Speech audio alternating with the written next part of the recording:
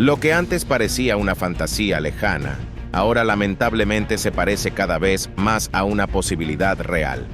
Pero, ¿qué sucedería realmente si Rusia intentara invadir los Estados Unidos a través de Alaska?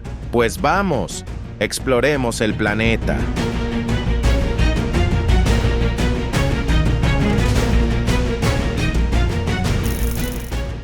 Después de años de guerra en Ucrania, los rusos se han convertido en maestros de la improvisación.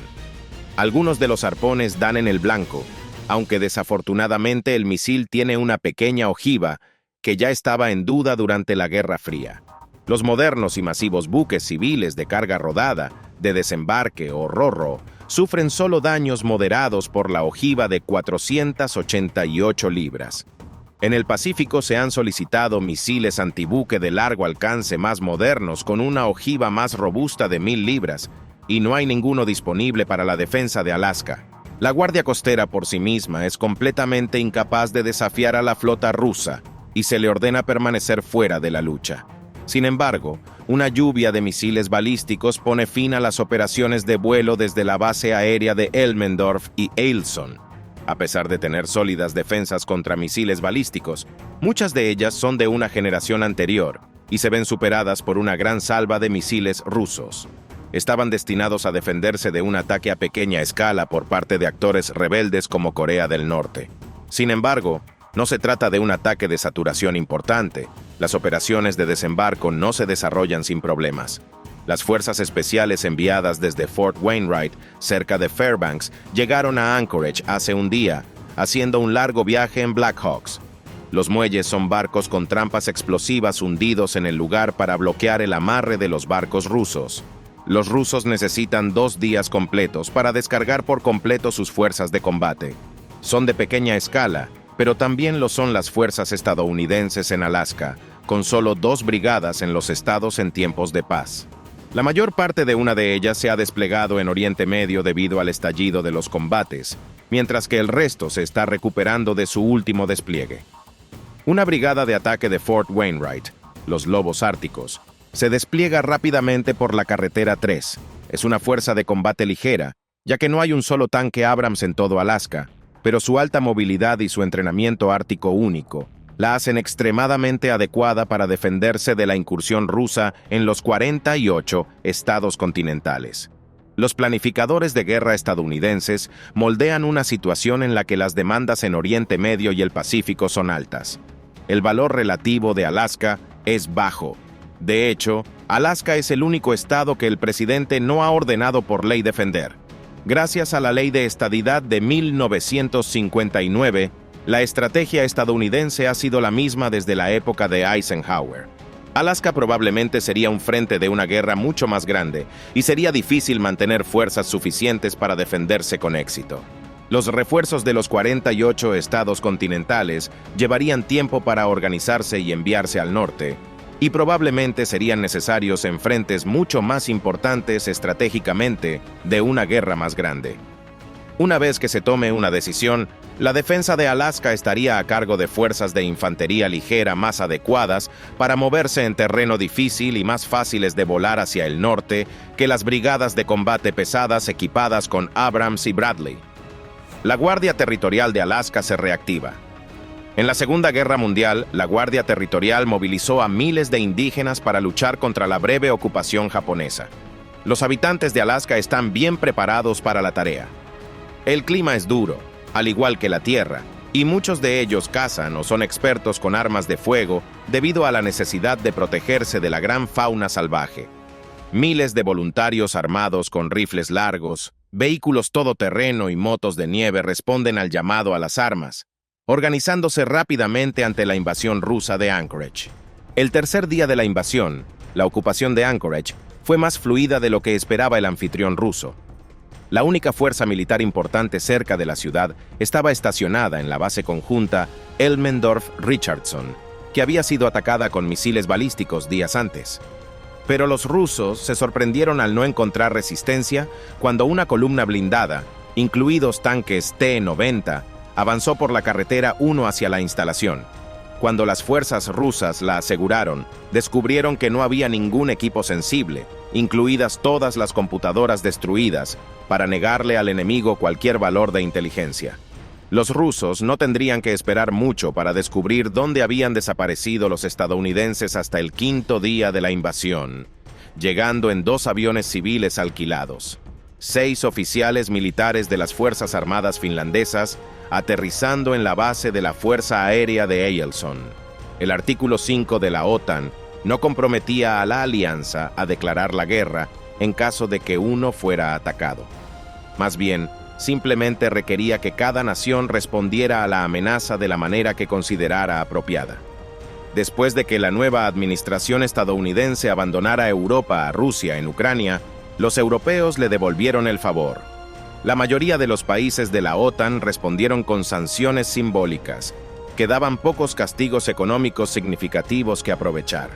Después de 5 años de lucha en Ucrania, Finlandia no había declarado la guerra a Rusia, dada su precaria posición a lo largo de la frontera rusa y la renuencia del resto de la alianza a enfrentarse militarmente a Rusia. Pero había enviado un equipo de observadores a Alaska con el permiso de los Estados Unidos. Alaska era el hogar de la única brigada de combate ártica del ejército estadounidense y eran expertos en luchar en el duro clima de su territorio natal. Pero ahora se enfrentaban exactamente al tipo de guerra para la que Finlandia se había preparado mucho antes de unirse a la OTAN. Las obras de dragado de Flevoland finalmente comenzaron en 1950, pero se hicieron varios cambios al plan original a medida que avanzaban. El desarrollo del anterior Nordost Polder había dejado las nuevas tierras bajas del Polder conectadas directamente con el continente más antiguo y elevado, lo que provocó que las aguas subterráneas del continente más alto se filtraran hacia las nuevas tierras bajas, lo que provocó que el suelo del continente comenzara a hundirse y causara todo tipo de problemas. El plan original para el Polder de Flevoland era dejarlo conectado también al continente. Pero después de observar los problemas con el Nordost Polder, los holandeses decidieron cambiar el diseño de Flevoland en 2 pólderes separados, uno al este de Flevoland y otro al sur de Flevoland, con un estrecho canal de agua al sur que los separaba del continente. A diferencia de los 2 pólderes que lo precedieron, Flevoland era lo suficientemente grande geográficamente y lo suficientemente cerca de la ciudad principal de Ámsterdam. Los planificadores holandeses sabían que tenía el potencial de albergar ciudades importantes una vez que terminaran de dragarlo. Rusia había respondido con ataques con misiles balísticos sobre el Polo Norte, poniendo al mundo entero al borde del abismo. El Kremlin había anunciado repetidamente que no utilizaría armas nucleares, pero cada salva corría el riesgo de que estuvieran mintiendo. Sin embargo, el arsenal de misiles balísticos de Rusia era bajo y, en última instancia, atacar los aeródromos canadienses con armas de largo alcance fue una provocación demasiado grande para que incluso el Kremlin la aceptara. El hecho de que los ingenieros simplemente rellenaran los cráteres y tuvieran el aeródromo operativo nuevamente en 24 horas solo hizo que el ejercicio fuera aún más inútil. De todos modos, la Fuerza Aérea Canadiense no estaba en la mejor forma. Incluso antes de la guerra, estaba luchando por cumplir con los requisitos de NORAD para la defensa de América del Norte. También carecía de muchos de los fuselajes de misiones especiales necesarios para desenredar la creciente red de defensa aérea rusa que aparecía en Anchorage. Estados Unidos carecía de todo para su propia fuerza aérea, dados los 6 meses de guerra de alta intensidad en el Pacífico, lo que agravaba las dificultades para Canadá. Al menos podían evitar que los transportes rusos hicieran el viaje a través del mar de Bering. El día 12, las tropas de invasión elegidas para el asalto de Alaska eran todos veteranos de combate endurecidos de la guerra en Ucrania. Muchos tenían entrenamiento de combate en el Ártico, pero no todos. En el pasado, Rusia había desplegado grandes fuerzas competentes para los requisitos especiales de la lucha contra el frío, pero eso fue antes de la picadora de carne de Ucrania. Aún así, las exigencias de las tropas eran relativamente bajas, dado que la fuerza rusa apenas había salido de Anchorage. Poco a poco, algunos elementos habían aumentado su número y habían avanzado por la carretera 1 para asegurar los puentes que cruzaban los numerosos ríos anchos pero poco profundos que había fuera de Anchorage. Aunque el hielo era lo suficientemente grueso, podrían haberlo cruzado si hubiera sido necesario. Probablemente por eso los estadounidenses no se habían molestado en minarlos. Pero la vida en Anchorage no era fácil. Gran parte de la población local simplemente había mantenido la cabeza gacha. Pero Alaska es el hogar de un número significativo de cazadores, tramperos y amantes de la naturaleza experimentados. Muchos de ellos se habían refugiado en los bosques o habían respondido al llamado para reformar la Guardia Territorial de Alaska. Algunos habían comenzado a formar pequeñas células de resistencia en la propia ciudad, y lo que frustraba los esfuerzos rusos desde hacía casi 2 semanas era la presencia de un número desconocido de fuerzas de operaciones especiales estadounidenses. No llevaban uniforme y parecían fundirse en las afueras de la ciudad, atacando tanto a objetivos aleatorios como de alto valor. Un sistema S-300 fue destruido por un ataque con drones, un vuelo de drones navaja automática grandes y pequeños que descendieron sobre la unidad de defensa aérea. Se habían instalado bloqueadores de guerra electrónica para proteger los sitios clave, pero el ejército había aprendido del conflicto en Ucrania y las navajas automáticas de nueva generación venían con inteligencia artificial que les permitía elegir sus propios objetivos si el enlace de salto de frecuencia que los conectaba con su controlador se bloqueaba o interrumpía. No era suficiente para ganar la guerra, pero si no se hacía algo, provocaría la muerte por 1000 pequeños cortes. En la tercera semana de la invasión, una fuerza de poco más de 1000 vehículos de combate se había reunido en Anchorage, lo que daba una pista del verdadero objetivo del ataque ruso.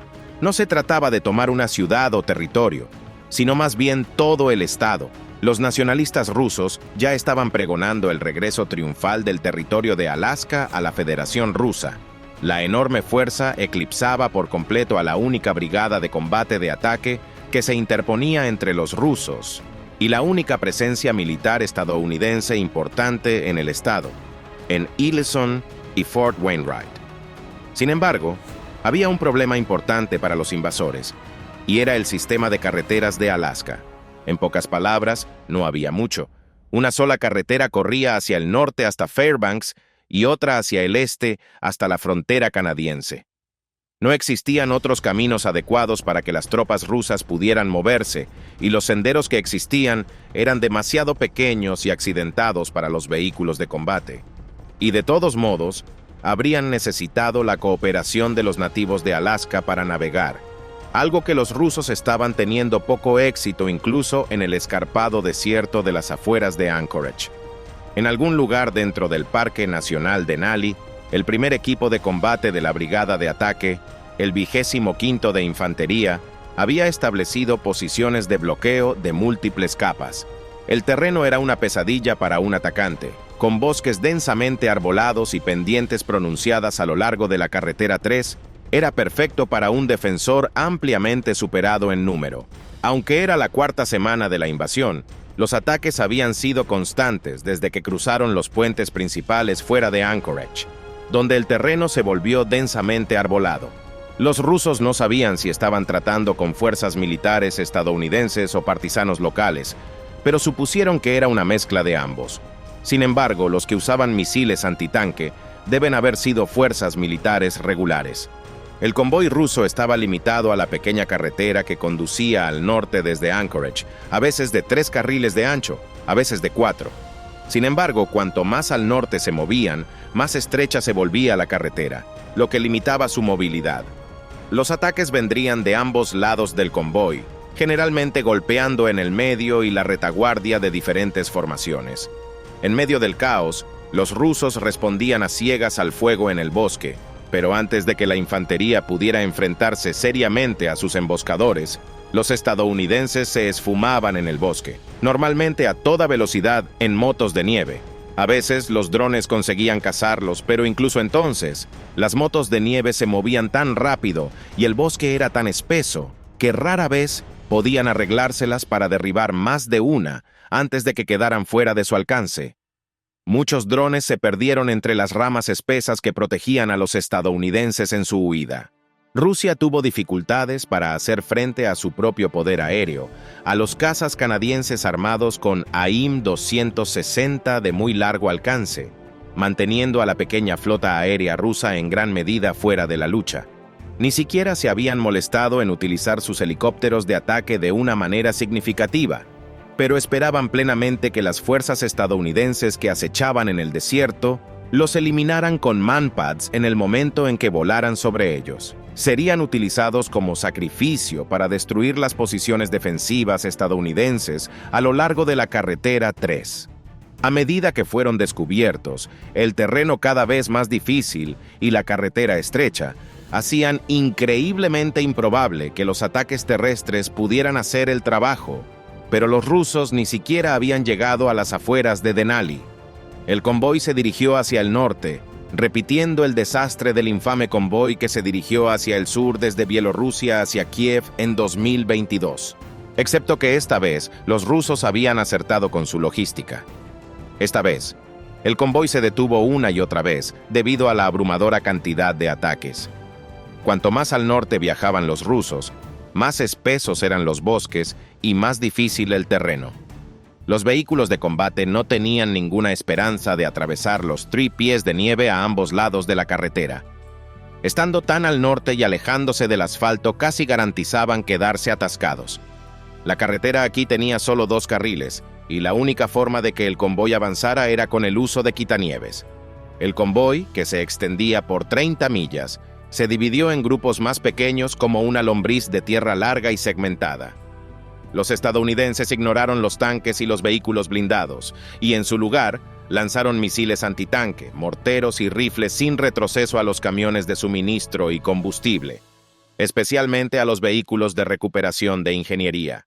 Con los vehículos de ingeniería fuera de servicio, habría que traer otros desde lo profundo de la retaguardia para limpiar la carretera de escombros y permitir que el convoy continuara avanzando.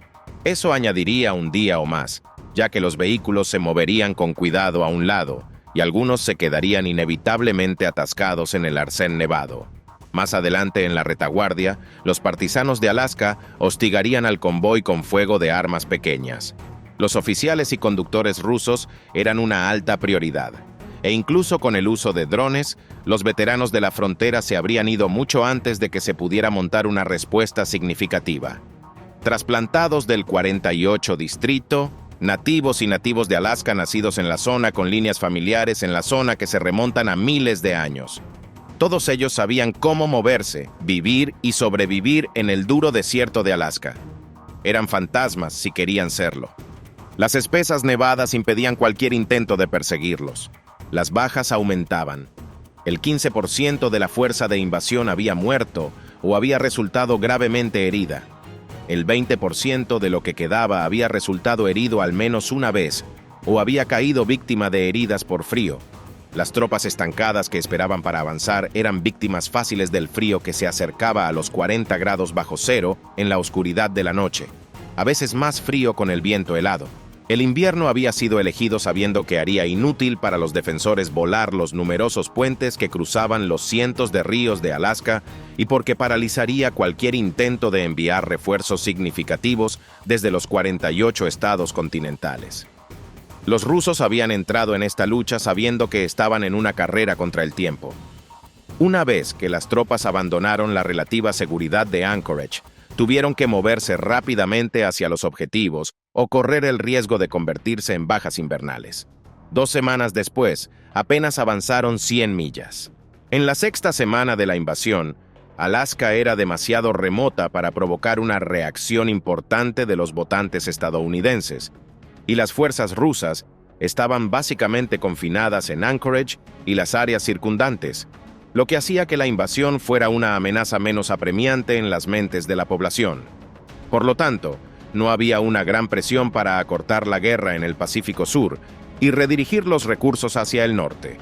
Alaska sería liberada eventualmente, si los rusos no se congelaban antes. La lucha en el Parque Estatal de Denali había sido brutal. Los estadounidenses habían pasado semanas preparándose contra el lento convoy ruso. La carretera misma había sido minada, y las trampas explosivas colocadas debajo de la carretera o en las crestas de las montañas hicieron que la carretera se desplomara por barrancos empinados o lluvias de rocas y se estrellara contra los vehículos que pasaban desde arriba. Muchos rusos se desplomaron y murieron o fueron aplastados dentro de sus vehículos. Si había un beneficio de la estrecha carretera, era que los tanques que lideraban el avance podían presentar su frente densamente protegido al enemigo. Pero eso no era de mucha ayuda cuando no se enfrentaban a tanques, sino a vehículos antitanque de ataque altamente móviles armados con misiles guiados o equipos antitanque desmontados que se desplegaban a lo largo de las crestas de las montañas o en los bosques. Los rusos habían aprendido lecciones de Ucrania, pero no se enfrentaban al ejército ucraniano. Se enfrentaban a una fuerza de armas combinadas moderna. Los atacantes disparaban misiles desde puntos estratégicos a lo largo de caminos de tierra paralelos a la carretera o detrás de barricadas de gruesos troncos de árboles, dando marcha atrás rápidamente y desapareciendo de la vista por la sinuosa carretera antes de que los tanques rusos pudieran responder. Al mismo tiempo, los equipos de drones desplegados hicieron llover drones con lanzagranadas sobre la infantería rusa que intentaba desmontar y defender el convoy, mientras que otros drones actuaban como observadores avanzados para los equipos de morteros. Los equipos antitanque rodearon las crestas y dispararon ráfagas de misiles antes de desaparecer de nuevo en el desierto. Los estadounidenses se negaron a participar decisivamente y se retiraron poco después de hacer contacto.